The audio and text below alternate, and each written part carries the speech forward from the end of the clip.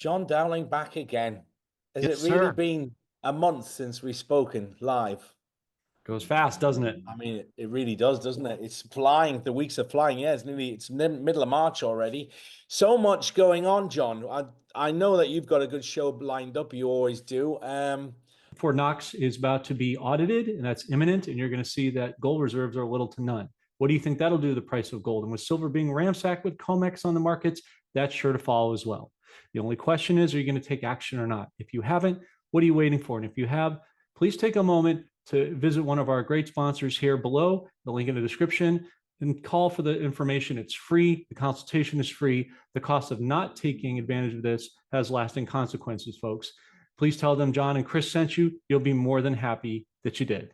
I'll talk a little bit about some of my favorite things I've been looking at. I just think the revelation, one of the biggest shockers.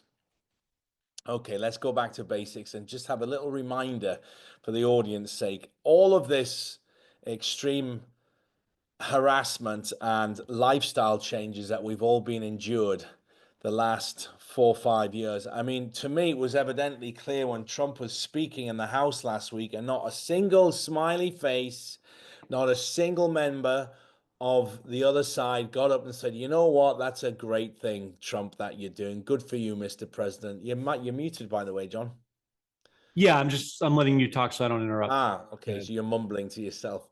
But yeah, they just sat there like Muppets, inanimate objects, holding up silly little signs saying "Stop Elon," and the guy that got chucked out. I mean, that just said it all to me when we've been telling people about how bad and how desperate and how self-centered, egotistical the corruption throughout all of the other side. And that just showed everything to me, John. That was astoundingly bad taste. You'd think one of them would have said, "Oh, I kind of agree with that," and a little clap. But it was like they're all pouting teenagers. No, we're not going to talk about it. We're angry. Terrible. Yeah. And then one of my other favorite things is they've been doing some Google analytics of the DC area. And the first one that hit Google was the amount of people that were putting their houses on the market, expensive homes in the DC area. All of a sudden, the market's flooded with very nice homes on the suburbs. And then the second one was lawyers getting representation because they must be fearing something's coming. So the search from the DC area of people saying, "Okay, I need an attorney. I need a defense attorney." And then last week, John, the biggest thing that people were Googling there was countries that have no extradition with the USA. So all of these rats, the swamp rats now, are absolutely in a very, very poor state of mental health, I can imagine, because they know that they're going to need representation on a legal case that's inbound pending. Then they also need to get their houses sold so they can liquidate all of their assets. And now they're thinking, okay, when I've done all that, where am I going to live where the US can't get to me? So it's showing exactly what we've been talking about, the political corruption that's been running rife throughout the American Senate for God knows how many years. And now it's time to expose all of this to the public so that we all know exactly who they are and what they are. So I'm really enjoying that. 100%. Well, the first part I was thinking about when you said about the little petulant rant last Tuesday was Al Green. Let's not stay together. Yeah. That's Is that his name? Al Green. yeah, Al Green. Yeah, and I have a friend Joe on our team who lives in the Houston district, and he's an unfortunate blemish. But you and I both know, and I think our audience knows quite well. They're advanced enough in this course, if you will, what we're doing, that this is all a narrative for the sheeple that don't know anything. They need to see it front and center, just how corrupt they've always been. Right. This is just revealing what we've all known for quite some time. Yeah, I'm just answering a couple of messages saying, where are you? Were you recording today?" But they think this goes out live, but we pre-record it. Um, Right. Al Green. So what was his biggest gripe though? What was he saying? Like, "Oh, get out," or we don't want you, or we don't like Doge. Yeah, all the above. Just again, it's a narrative. It's a movie we're watching, the script, right? Like it or not, and that they have to play it out again for the sheeple who are asleep, who don't know this is a movie, to go, oh wow, they're really, because you saw, right, days later, social media and even the fake news is showing, oh my God, even the Democrats, they won't stand up, they won't support even a poor old black kid who wanted to be a cop and wanted to do the right thing and has a father in his life and is an upstanding kid, upstanding dad, etc.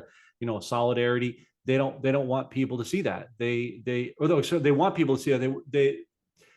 They're showing people what we've known again all along. They want the public to see how divisive the deep state through the Democrats have been this whole time.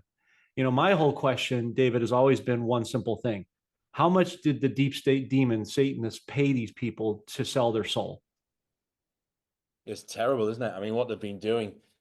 Um, yeah, there was another one like the athlete that was that wanted to compete and got, what was it? She got hit by a man so hard. What was Oh, it? yeah.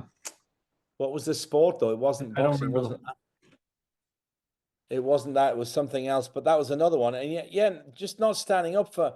You know what?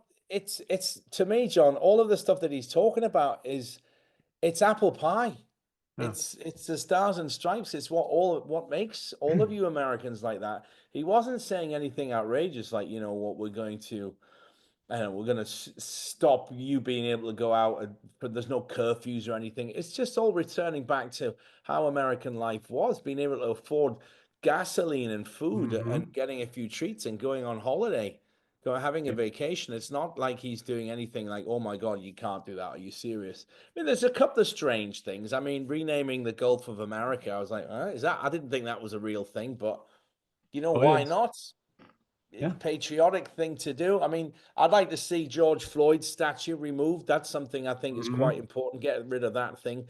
Put all the statues up of some of these Civil War heroes. It doesn't matter which side they fought on. They were fighting. They were fighting for the liberty of whatever they were fighting for. Which side? You could have Robert E. Lee or you could have whoever. It doesn't matter.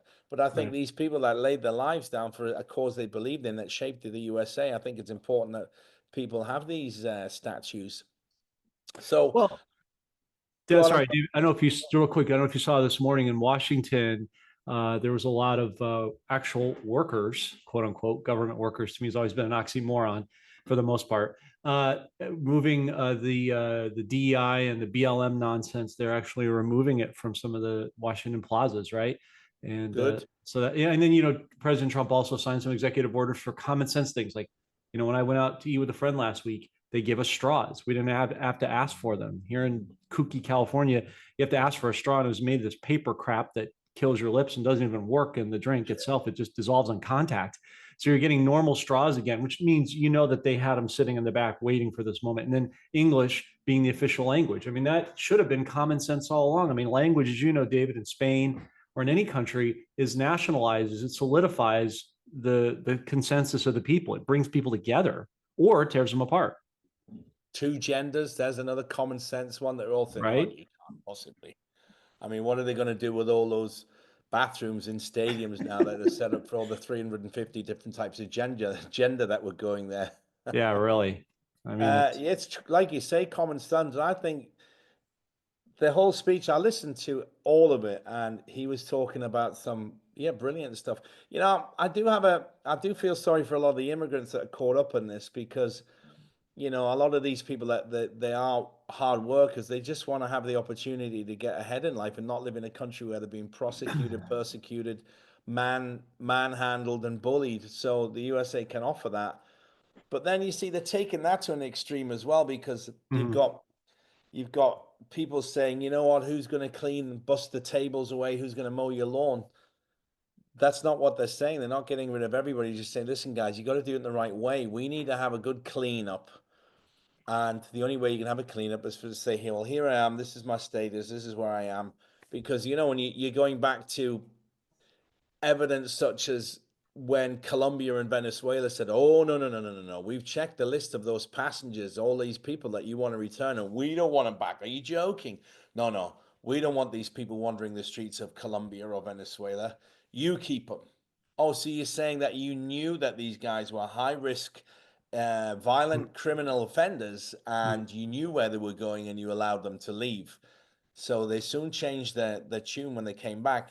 One of my favorite stories is a building taken over in Colorado Springs. It was three or four low-income buildings taken over by armed Venezuelan gangs that were forcing the residents into payment. What do they call it? Loan sharking. Mhm. Not loan sharking. They were forcing them to pay for protection. And Oh, then, extortion. yeah, extortion. That's it. Forcing them to pay for protection there, and then turning whoever they could into prostitutes, and then organizing the whole thing. And the police were told not to go in there and sort it out. You know, the U.S. Marines that have been waiting for these sort of operations for years. I mean, imagine they've been sitting around being unable to act to help save these people, to exercise the skills they've been taught with in hardened worldwide battlefield situations. You know how happy these guys were as soon as they got the green light. It's like, all right, it's go time.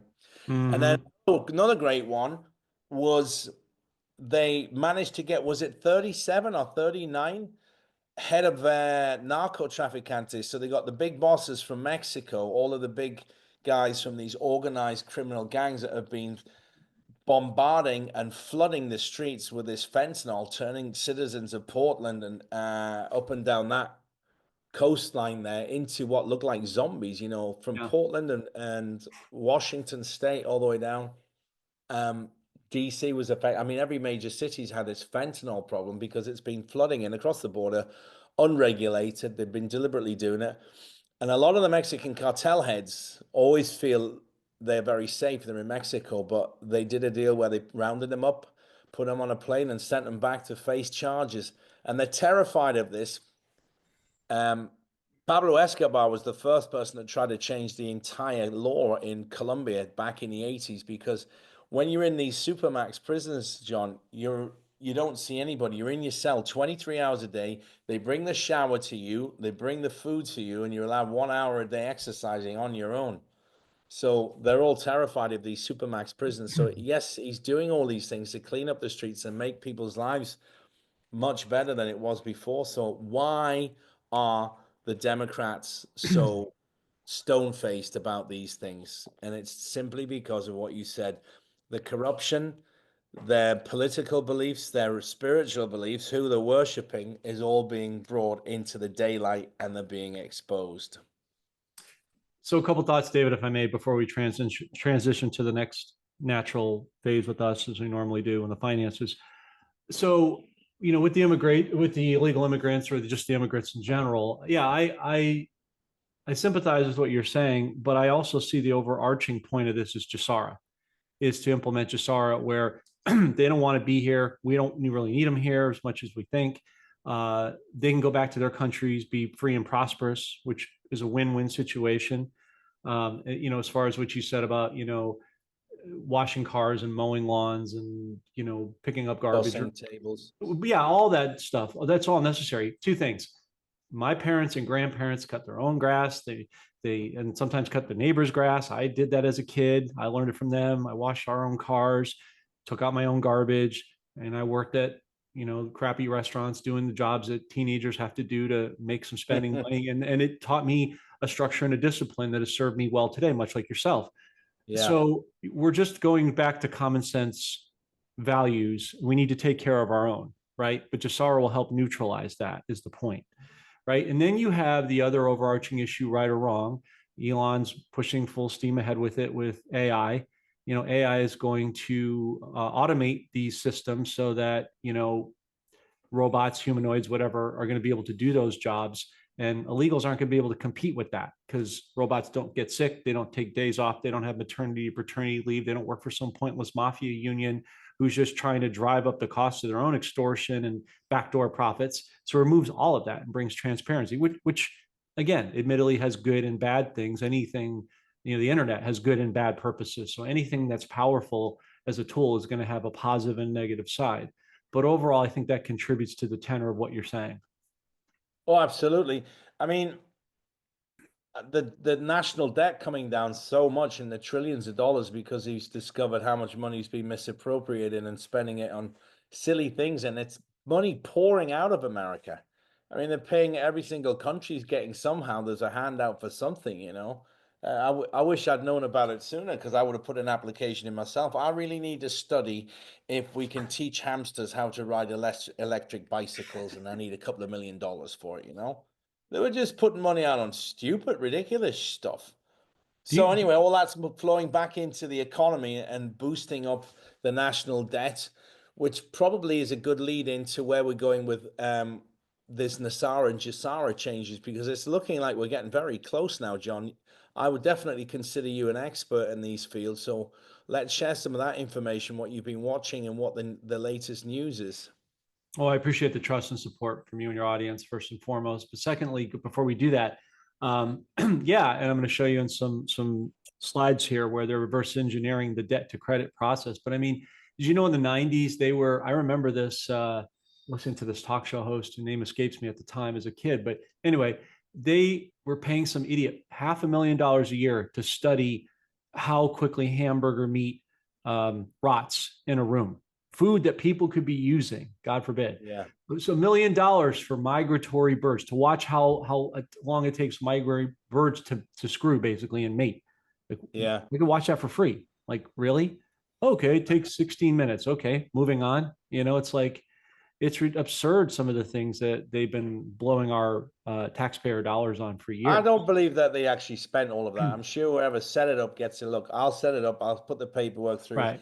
You're going to give me a backhander drink because if we get $1 million, I want 200 grand out of it. Of Sure. course, that's how Yeah. they do it. Yeah. Quid pro quo, but the taxpayers were still ultimately getting, shanked for that, for lack of a better word, for Yeah. this fact. It's double what we studied in school. No taxation without representation, right? So anyway, all this stuff. Let me pull up some things here. I'm gonna go in some different order. I'll start with the pictures first, since we were talking about that. Let me know when you can see this, David. It's coming in now. Let's have a look. Oh, yeah. There we go. National debt. You've got it. Oh, good for you. Right. So there's a second part I didn't have a chance to pull up. Forgive me, folks, but I'm sure you've seen it on our Telegram, which David, we post to say the least frequently with our great team. So what Elon is doing in concert with the Patriots is they're reverse engineering. For a lot of time, the debt clock was showing the federal side and how much each taxpayer owes per year and how that tax is accruing and our liabilities are accruing and all this rubbish that they sold people on for so long. Now they have, if you notice right here where my cursor is, DeFi bankless future, right? So what we're going to be doing, as you and I discussed in the past, in the next several years, we're going to be doing peer-to-peer banking. So David, let's say you and I work together. I want to consult you or you consult me on some geopolitical matters and I pay you. Well, it's much like Zelle or PayPal today, except now there's no bank middleman to get their cut and interfere in the delay of how long it takes, right? Because with the QFS and XRP, it's fractions of a second and it goes right to you and they're out of the picture and you are basically your own de facto central bank. This is paving the way for reverse engineering all the debt into a credit side, right? You have, when I was in high school, we always had algebra, of course, everybody knows. And there was the one thing I actually retained from that time was quadratic equations, which the premise of it is what you do for one side, you have to do the other, right? There's a good and a bad, an up and a down, a left and a right, a debt and a credit. Now he's just reverse engineering the whole thing. So you can see at the bottom, income tax-free future. They're preparing the narrative for that, for the people. Income tax savings per year, savings for taxpayer instead of liability, right? Treasury dollars per year, revenue per taxpayer. US tariff revenue. Here's a key one right here, David. Revenue per taxpayer. What's coming up next month? Doge, the $5,000 per quote unquote citizen, which we don't have the time to go into that. We've discussed it before. That's accruing every day, which makes me think that by the time next month rolls around, because you know how many monies and how much quote unquote interest accrues every single month over month, year over year. A month makes a huge difference in a number, right? Because these variables. So I wouldn't be surprised if it were 6,000 plus that everybody's getting by the time April rolls around. And don't be surprised if he says, oh, you know what? We don't need taxes anymore. No more income tax. Boom. He's already talking about that anyway, which I think would be a great idea. I mean, can you imagine the revelation of joy in the entire nation if that happens? Well, not to mention, David, yes, and I've shown you in my paperwork that he already did it during 2020 in COVID. So he already baked the Fed and the Treasury. We've discussed and shown those documents many, many times over, you and I, both on and offline and with this audience. So he's getting the frog in the proverbial pot warmed up as they, tow up this thing, like you said. So, we're going to show some other articles that support that in a moment. Gold card visa revenue. Remember, he was talking about $5 million for foreigners who want to bring back businesses here and create jobs, right? Did you know that former politicians like Ted Kennedy, the wonderful, upstanding person he was $2,000 per citizen, like you said, pocketing that money. They're putting a price on our freedom, right? And an insult to the immigrants who came here legally and stood in line and did years and years of work to get in here the right way, right? So we're penalizing the good for the bad. Well, that's ending. Revenue per taxpayer. So the other slide I wanted to show you, which I don't have time to show you now, but there was a secondary slide, David, whereby it shows the savings per, it's called, I have it here, it's called wealth per citizen. I'll send it to you afterwards. At current, it's $493,411, but that's accruing, which makes me think that it's going to be significantly more. You couple that with all the fraud that Doge is finding and all these different nefarious departments, right? Coupled with the OFAC list I've showed you, and the thousands of pages, the hundreds of trillions they're seizing of property and assets from drug dealers and pedophiles and money launderers and everything else you can think of under the sun that's horrible about life and people through the enemy. All that money is going to be coming back to both people where you are overseas and people here in America. So it's a win-win situation. I will show you the secondary slide here as we transition to Iraq. And basically what this is showing, brothers on X, I've shown you these folks before. It's done now. Iraq, do your part. Chairman of the Finance Committee receives the charge d'affaires of the U.S. Embassy. So basically what I will show you here as a follow-up to that, if you just, as always, are gracious to give me a moment here, I will show you this here. Let's see if I can get it here. All right. You should see this here. Iraq accelerates Gulf gas imports as U.S. ends Iran energy waivers. So I'll show you the article here and then just break it down in English for you, basically through all their psychobabble that they always do, right? Basically, Trump is working with the military to remove the corrupt Iranian proxies out of Iraq. We've talked about this many times in Parliament in the Green Zone, right? As such, the big brother is now having their hands inexorably forced out of the cookie jar, which is Iraq. They have settled on $16 per oil. That's what it costs. I mean, I'm talking about the Iraqi parliament to pay the Kurds, the largest bloc. Why $16? We wanted to know that too. So we researched. The reason is, in short parlance, because it costs Iraq at present as a country $16 to produce a barrel of oil. So they pay them their cost to cover their nut of what they owe the largest bloc. Trump is now, if you notice, the gas prices are coming down. Let me rephrase that. The crude oil prices are coming down, which will eventually effectuate the gas prices at the pump, which you alluded to earlier with food and energy. So you're going to see a dead Federal Reserve dollar, which brings hyperinflation. And the way he's going to counter that in one way is paying people back through Doge/Nasara. The other way is you lower energy prices. So if it's cheaper for gas prices here at the pump, what does that translate to at the grocery store? Lower food prices. Why? Well, what's shipping the food to the grocery stores? Trucks. What do they use? Diesel, right? And they pass their costs on to the grocery store, which in turn passes it on to us. It doesn't just go away. It's not paid in Skittles. So this is how the sausage is made, proverbially speaking. So as the energy goes down, people will feel it less at the pump and at the grocery store. I know people are going to complain, oh, I don't feel it right now. You will. You will. I know you don't want to be patient, but you must. We're adults. Let's act like it. We're not children. You want grown money. You have to act like a grown adult and think logically, not emotionally. You can't just unwind this in one day that people won't understand. It is, for lack of a better word, a process. So basically, what Trump is doing with the oil price, back to that, is forcing the hand of $65. Why 65? That's 3x over their cost. Make sense? It's enough. That number is enough of a magic number of a demarcation. We have a thing here in sports, David, in America, about the magic number for a team to clinch the playoffs. I'm sure they have it with soccer over there, right? Notice they use the word division. They know what they're doing. They're dividing the people based on teams, based on leagues, based on this and that. They do it here in America all the time. They're really good at it, but that's coming to an end as well, thankfully. So it's enough to force the hand of Iraq to do it, because they only make 3x. They need a lot more money than that to profit off of money laundering with the Federal Reserve dollar and drug running and all that other stuff. It will force their hand to show their real assets. And the real rate, which, as we've said many times before, is in the Ministry of Planning. Make sense?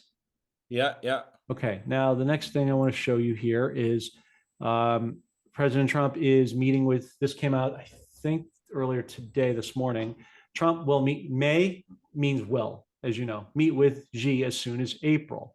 Well, that's interesting, isn't it? Let's look at the decoding. What else is happening April 2nd? The tariffs with Canada and Mexico. How much you want to bet that gets unwound as he meets with Xi? Why is he meeting with Xi? Because he's going to deal with the China-Taiwan situation, which involves, as we've said before, Vietnam, right? Put the pieces together. Yeah. What else is going to happen? He's going to the Middle East. I think we know what that means. We just talked about it, right? He's dealing with Ukraine, which he's already dealt with, because you know, you and I have talked about it. Donbass and Lugansk are Russian provinces. You got the Azov battalion in Ukraine, which are Nazis who have been subjugating their own people in-house. We know Ukraine's the bad guy. It's been obvious to this crowd for a long time. So he's going to unwind Ukraine. He's going to unwind China, Taiwan. He's going to unwind the Middle East. And then if you notice, David, I sent you some articles, which you referred to earlier in our WhatsApp, that you didn't know what it meant. Israel, right? Israel's ginning up 400,000 troops to Iran. Iran saying if they get sanctions, they're going to attack. This is the narrative. When things seem at their worst, per Kim Clement, I will set my people free. We're coming to the climax point here, is what I'm saying, at the boiling point of all this stuff. So what we see, David, collectively as a team, is he's going to remove the taxes, give people back some monies to help them with relief, lower the energy cost to counteract the hyperinflation while he makes peace deals across the world. Now, here's an interesting thing I want to show you that I thought was really good. Just give me a second, David. You taught me this trick on the sound, so thank you for that, good sir. I'm going to print that thusly as we speak before I cue this up in stereo. I don't know if I can show you the whole. Oh, here I can. Okay. I'm going to show you to you in the bigger screen. Can you see that? Yeah, perfect. Now I'm going to play this if it will allow me to. We're going to take in hundreds of billions of dollars in tariffs, and we're going to become so rich, you're not going to know where to spend all that money. I'm telling you, you just watch. We're going to have jobs. We're going to have open factories. It's going to be great. All I know is this: we're going to take in. Okay, so let's talk about that for a minute. Here's what we think is happening. This is our own personal theory, and folks, we're not financial advisors, not constituted as financial advice. This is merely high-end information to use for your own personal discernment. Now that we got that legal muckety-muck out of the way, let's get to the meat of it. So here's what we see happening, David. Check this out. And I'm really curious to get your reaction, because obviously I respect you and I know that you think at a high cogency level. So now I'm done kissing your butt. We'll get to the point. Here's what we see happening. Trump is playing the art of the deal like he did in the 80s. If you remember that book he wrote when he was a real estate mogul in New York, he's using those old playbook tactics here on a global scale. He bankrupted his companies in 92 and reset them. That was a warm-up for the global reset. See where I'm going with this? So what he's going to do, we believe, is he's going to go to all the countries and say, look, I'll take away your tariffs and I'll take away the sanctions, like on Iran and many other countries, right? Too many to list. In return, we're holding a lot of your currencies, right? So we want a better rate for that. We want the best possible rate you can give us in exchange for doing this. In return, we'll move the sanctions and taxes, which we're holding your currencies. Those guys don't have printing presses in those countries to the degree that the US does, right? We're just rolling off the Federal Reserve, print. What happens when you make a copy of a copy? It removes the generational quality with each subsequent copy, right? Anybody who's made a copy or worked at a copy store or they're sold copiers like I did back in the day knows this. Even with digital enhancements, there's only so much you can do. So because they don't have printing presses, he's got leverage. He always talked about in the art of the deal, use the leverage you've got, right? It's a good business sales technique that any successful entrepreneur has and does use presently. So he removes the sanctions, he removes the tariffs in exchange for the best possible rate. When he does that, then when we go to exchange at the banks, no redemption centers, no one still told me where a redemption center is. There is none. It's a bank. Stop listening to the gurus. When it goes to the bank and you go to exchange, when it's time for the RV to happen publicly, they will take it, run it through a Delaware machine. They're doing that to test the legitimacy They also have to go back to the Treasury and say, here you go. Here's how much currency we collected in said branch throughout the branches. Here's the tabulation. Doge, I'm sure, is helping with the calculations. Goes back to the Treasury. They then say, okay, Iraq, okay, Vietnam, okay, Zimbabwe, Venezuela, blah, blah, blah. Here's your daily / monthly stash. They can then recycle that back and use it in said country, which allows them to become sovereign and free in a level playing field based on trade and commerce, because now they have no more sanctions or taxes to hold them back. And that's what we see happening. I like that theory, actually. That sounds a lot like truth to me. That resonates with me because you can imagine how much a country like, well, worldwide, how much people are holding onto these different currencies. You can imagine it's into the trillions, especially with countries like Iraq, highly visited by a lot of Americans. So they're always going to have funds coming back. And most of these societies, John, if they have overseas citizens, they don't like working with banks. Iraqis don't trust banks. Vietnamese don't trust banks. They'll all be sitting on cash. So I can imagine it will be an extremely large amount. It's also a great way of doing business, saying, okay, we want to negotiate for some oil and we want this much, and we happen to have this much cash of your own local currency. So no currency exchange and nobody's at risk of losing anything on the exchange rate. So I like that theory. I'd like to see it implemented. It's an interesting, well, I think you're about to. That's what you're seeing now. The narrative being spun just like taxes and what I showed you with the aforementioned video. But I think you're right about the interesting point you make about banks, because there were two banks primarily in Iraq, the Rashid and Rafidian Bank. I know somebody will correct me. And then now they've expanded, I think, to about 10 other ones, which I don't have at the top of my head. But the point of it being is that, and yes, JP Morgan's part of it. Don't need to comment, folks. We know. JP Morgan is one of them. But what's interesting, somebody's going to try to be right at all costs. But what's interesting inside of that, David, is that these banks, the Rafid and the Rashid, those two banks I mentioned, I'm going to try to mess up anymore. Those two banks have offered, well, it doesn't roll off the tongue, to be fair. Yeah, it's not easy Arabic words. Especially as we Americans. But I said it correctly at the end. So anyway, the point is that those banks are giving high return interest rates, somewhere between 10 and 20%, depending on which bank, to incentivize people to put money in their banks. So they're really trying, and you're right, there has been a trust issue. But once their citizens get their oil revenues coupled with a 1-to-1 level rate on the dinar, I think they'll be more incentivized to do so, particularly as we digitize the financial system. In Iraq has been forced the past several months to work very diligently on getting up to speed with technology and digitizing their banks. Yeah, that's good to know, because they do need that modernization. Traditionally, these cultures are very, very closed shop. They're suspicious of everybody, so they keep the cash in family. They stash it. They use a standard old-fashioned flip phone. They're old school, because don't forget, they've been traumatized by technology for the last 25 years. Right. Paranoid about the American satellite system, listening to the voice and getting confused as some known terrorist. And next thing you know, they've got a missile coming down their chimney, because this is what the sort of extreme life that they've experienced. They've experienced the violence, and the destruction. And now it's very difficult for them to trust anybody who says, don't worry, my friend, everything is going to be okay. Everything good. Put money in bank, no problem for you, my friend. I have a special deal for you, 10% interest. I mean, it sounds excessive to pay 10% interest on this, because where are they getting that money to pay them 10%? But you've got to incentivize people. You can't just give them a toaster or a waffle maker to get them to come back into the banks like the old days. You need something solid, and the only way you're going to do that is to restabilize the political situation. They can see the economy's growing. They can see the streets and infrastructure being improved, buildings being brought back to the former glory, and the violence and aggression and bombings and shootings all being dealt with in a professional policing manner. And so people can live in safety again. This is what they need. Yeah. And then you got your old pal, Bill. Trust Vladimir. I guarantee you're going to be fine. Him. God, some of the stuff I uncovered about that particular president. I mean, all the stuff he was doing in Arkansas and his wife. Oof. Oh, yeah. Ugh. We won't even go there. I mean, most people know about that.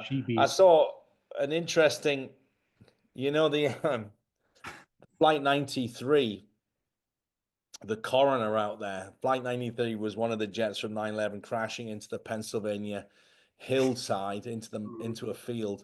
The coroner that was there to deal with it, he says, "Why did he call me? There's not one single body out here. There's no airplane, there's no bodies, there's no suitcases, no fuselage." He says, "You don't need a coroner. You need a magician to try and tell the public what happened here." Yeah, be a So, therapist more than anything. yeah. Yeah. Notice So, they what are we found a looking plane for out there in the next? Pentagon. Sorry, buddy. Say again. I'm sorry. I apologize. We were going over. No, notice they didn't find a plane out there. How No, I exactly. There was yeah, no fuselage. He said the best I can look at it. It says it looked like a hole in the ground where they'd just thrown a load of junk scrap parts inside there. It right. was nothing but plane vaporized on impact. Sure, yeah. You know, David, it's really interesting as we go through the other things. I had a lot of other articles towed up, ready to go, and on X, and then all of a sudden they just disappear and they say retry, which means we're right over the target. They don't want people to know. And I was trying to figure out, why is this happening? I mean, I know they're being suppressed, but what's the reason? Now they're putting out, it just came out seconds ago. Just in, Elon Musk says there is a massive, quote, cyber attack against X. So there we go. Cyber attack with them, a cyber attack with the banks. Could that be the narrative they try here pretty soon? We got an impending government shutdown here in the next several days. If things don't change, could that be a perfect timing to do this? Certainly Klaus looks like Schwab always told us there was going to be a cyber attack that is more significant than what we experienced with the COVID. You, you are Convid. part of the Rebel Alliance and a traitor.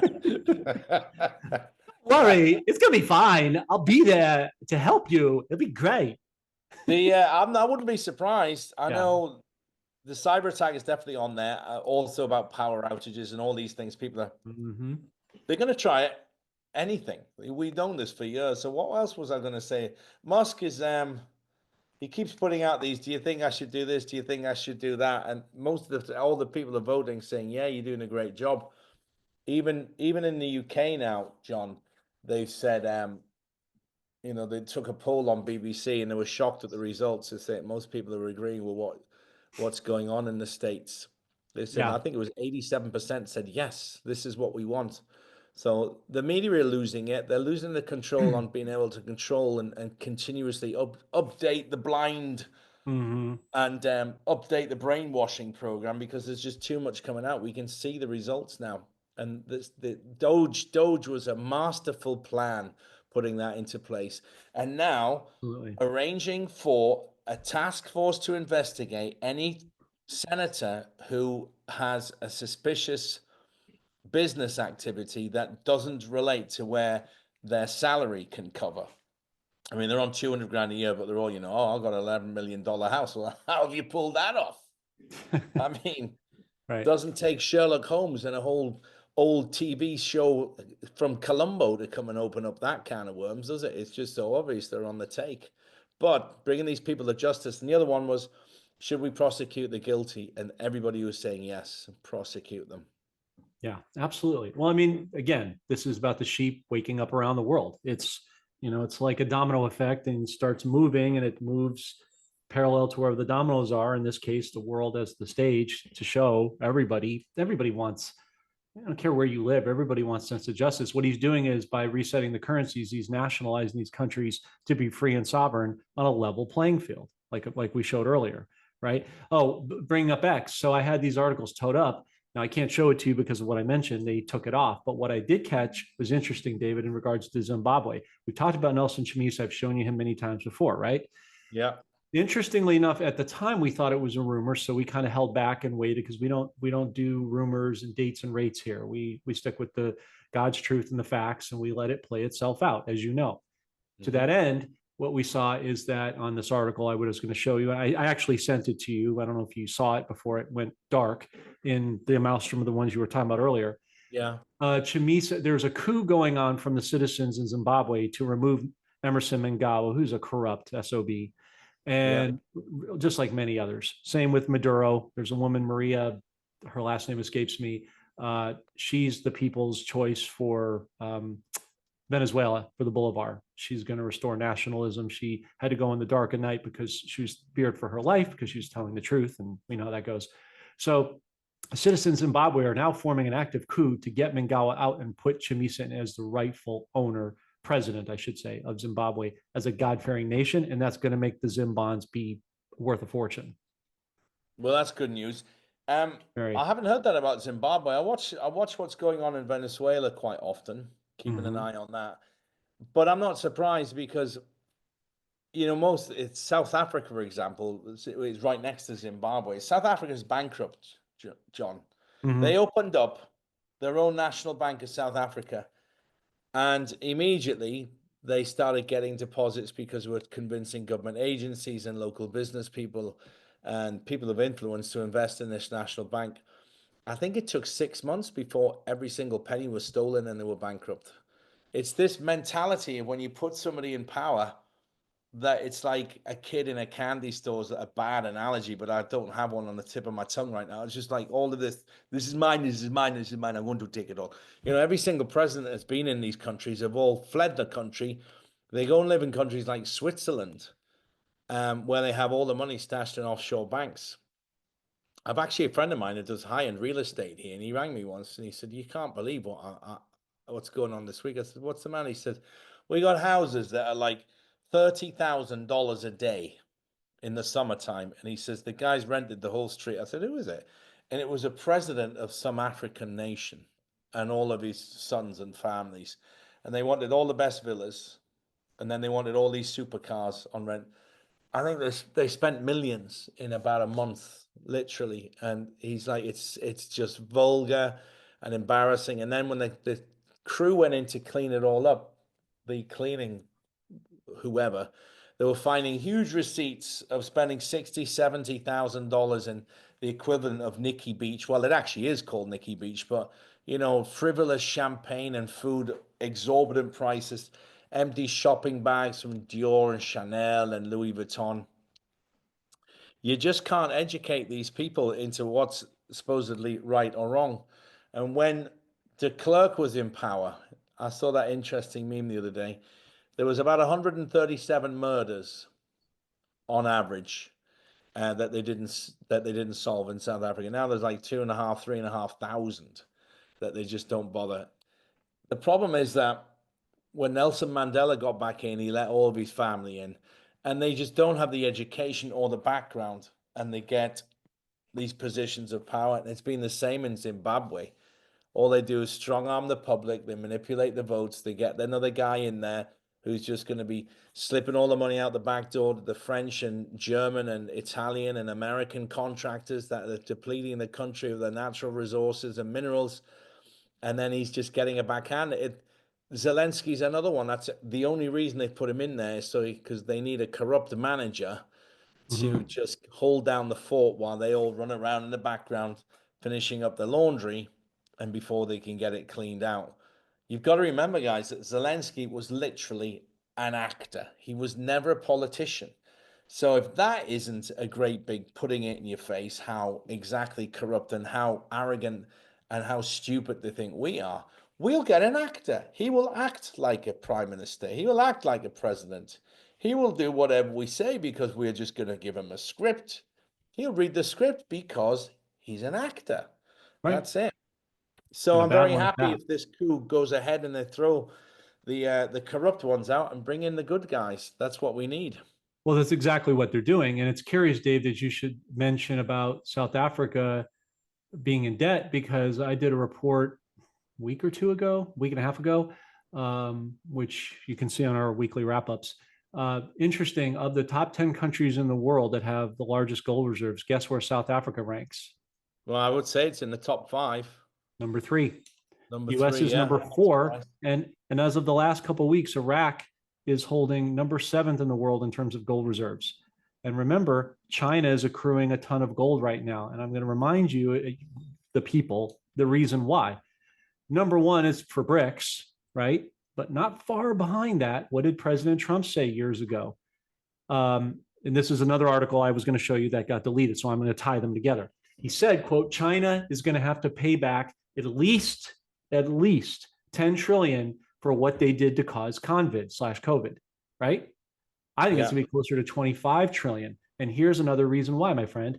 One of the articles I was going to show you, which we put in our Telegram, if you can catch it, Missouri just won a case against China, a $24 billion settlement. You saw it for the COVID scam. That's one state and a smaller one.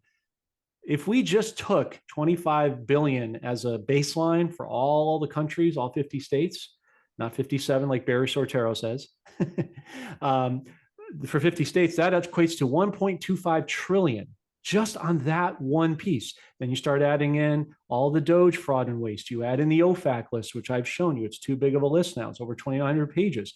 That's hundreds of trillions of dollars. That's Nassara Jassara in full effect coming back to we the people. Then we've got the bond situation that they have to pay back on, the CMKX, big clue right there. That's probably another 5 to 7 trillion as a pot right there. You easily start getting into the multi trillions in the double figures, no problem.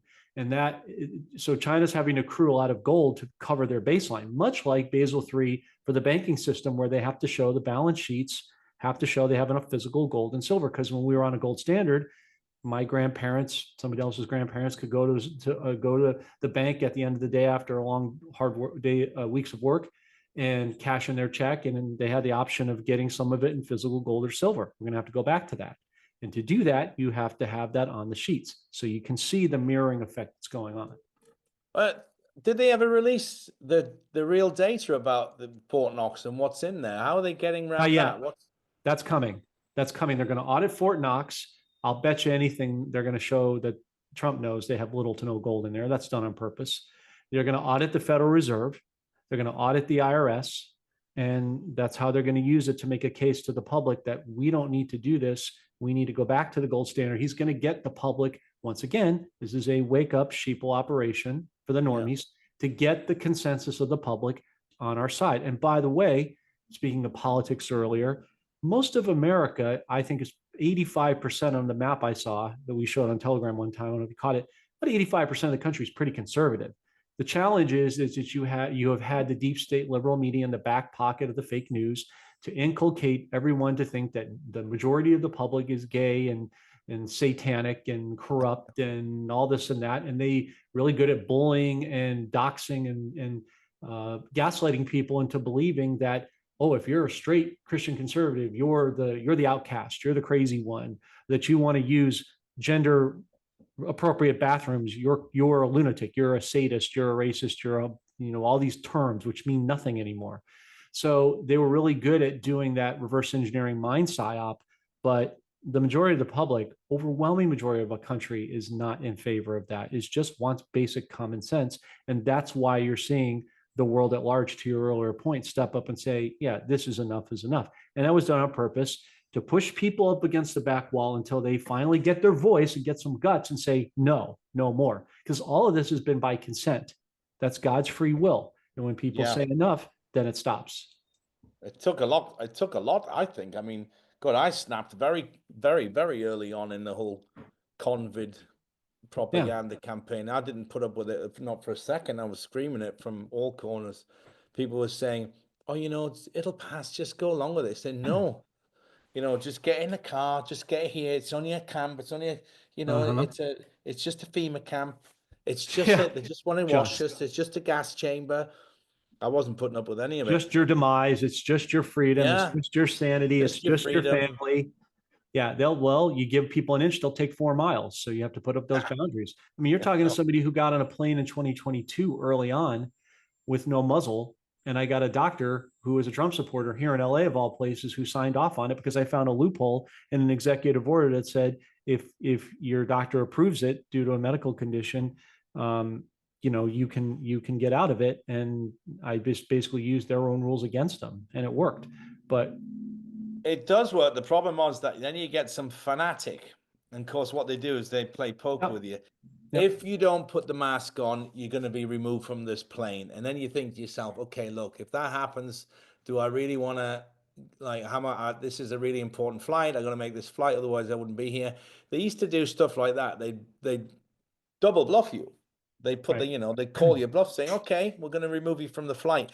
But I wish I'd kept more personal records of who these people are, Yeah. because now it'd be nice to go back. Like all these doctors that were telling people advice, I think everybody should go back and serve them, saying, "You've been served, I'm suing you. I told you I didn't want to do it, and now you forced me to do it. You said it was good for me, now it isn't, and now I'm suing you." So, but people have got, I mean, I believe That's in coming. forgiveness. I believe in forgiveness, but I also believe in an eye for an eye and a tooth for a tooth. It does tell us that in the Bible, as I'm sure you know the Bible backwards and forwards, but Well, you can't let people get away with it. And now a lot of these people are putting their heads down and saying, "Oh, please don't remember that. That's what I did." exactly. But Well, John, a couple of things, David, just real quick, just to add to what you said. So that executive order came from the FAA, so they had to honor it. So I didn't have to go through the airlines approved it because my doctor approved it, so they couldn't push back. But you do have people, you have 400 eyes on a plane staring at you. It is definitely very uncomfortable. I don't But care about that. I just yeah, just some get do, on with some it. don't. You know. I just want to be left alone. Is my Yeah, motto. I Josh, I don't have to cough and worry about, oh my God, I'm going to give you, death if I, yeah. He doesn't care about, the spread nonsense, No, it's called congestion. I'm clearing my throat. But yes, it says in the Bible, an eye and eye for a tooth for a tooth, but it also says, don't repay evil for evil. I will settle these matters. So we have to give it to the Lord to do that and Yeah. trust He will. But at the same time, we honor our boundaries and we don't allow people to push us beyond a certain point, to what you're saying. So Yeah, no, I agree with you. All of that. Anyway, those days are over. yeah, It's thank still a God. traumatized psyche in everybody that was in those days. Thank God a lot of the kids then don't remember it, because they were too young to remember what it was like, but they'll read about it in the history books, I'm sure, if it's not recorded mistruthfully. What else you got before we wrap it up, John? That's what I've got. It did damage a lot of families, a lot of good people suffered fools for it, and it's going to take some time to recover. Thankfully, with med beds and a host of other things, we'll be able to move past it. But it definitely did a damage. No, I think that's pretty much what I've got on my end. As always, Dave, last thoughts, and where can people find your work? You can find, Mahoney.tv now. I've got that back up and running. So that's really easy to remember. Just click on Mahoney.tv. It'll take you to my videos, and then you can find me from there. David G. Mahoney on Instagram, but I don't really post much. I'm not much of a social media guy. I'm just waiting for things to happen, John, as we get into the middle of April. Maybe this time next month when we're talking again, we might have some astoundingly good news to share. I think I can almost give you a certainty that will be the case. And folks, on that end, as you know, we have a couple different great sponsors for precious metals. Definitely recommend you get in that game if you haven't already, or add to what you've got. And we talk about the currencies all the time. So for dinar, Zim, Zim bonds, Bolivar, Dong, and a whole host of other great countries like the Thai baht. We have a great company to work with. We'll leave that link in the description if you want to get currencies or add to the cachet of what you have. Good seeing you, brother. Look forward to seeing you again soon, and I will be in touch. Thanks, John. Bye-bye, folks. Thanks for joining us. Good chat today. You too.